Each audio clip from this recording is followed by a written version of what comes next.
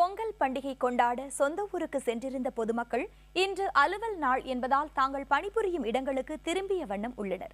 இந்நிலையில் சென்னையின் புறநகர் பகுதியான தாம்பரம், மதுரவாயல் உள்ளிட்ட பகுதிகளில் ஏற்பட்ட போக்குவரத்து நெரிசலை சீர்படுத்தும் பணியில் காவல்துறையினர் ஈடுபட்டுள்ளனர். இதுகுறித்த கூடுதல் விவரங்கள் அளிக்கிறார் நமது செய்தியாளர் ராஜ்குமார். பொங்கல் பண்டிகை பொதுமக்கள் தங்களுடைய சொந்த ஊர்களில் கொண்டாடிவிட்டு தற்பொழுது சென்னை திரும்புகின்றனர். வழக்கமாக திங்கட்கிழமை என்பதால் அலுவலகத்துக்கு செல்பவர்கள், பள்ளி கல்லூரிக்கு செல்லக்கூடிய ஏராளமான பொதுமக்கள் நேற்று இரவு தங்களுடைய சொந்த ஊர்களிலிருந்து புறப்பட்டு இன்று காலை சென்னை வந்து கொண்டிருக்கிறார்கள். இதற்காக 15ஆம் தேதியிலிருந்து நாளை வரை ஒட்டுமொத்தமாக 4682 பேருந்துகள் இயக்கப்படுகிறது. நேற்று வரை ஆயிரக்கணக்கான பேருந்துகள் சென்னை வருவதற்காக மட்டுமே இயக்கப்பட்டிருக்கிறது.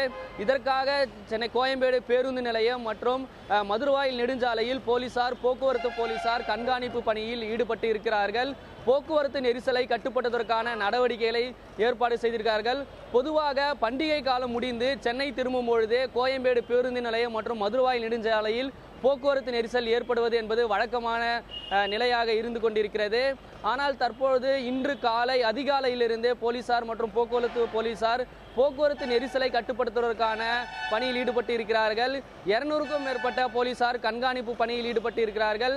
இதனால் கோயம்பேடு 100 அடி சாலையில் காலை 1 மணி நேரம் ஓரளவுக்கான போக்குவரத்து நெரிசல் என்பது ஏற்பட்டிருக்கிறது.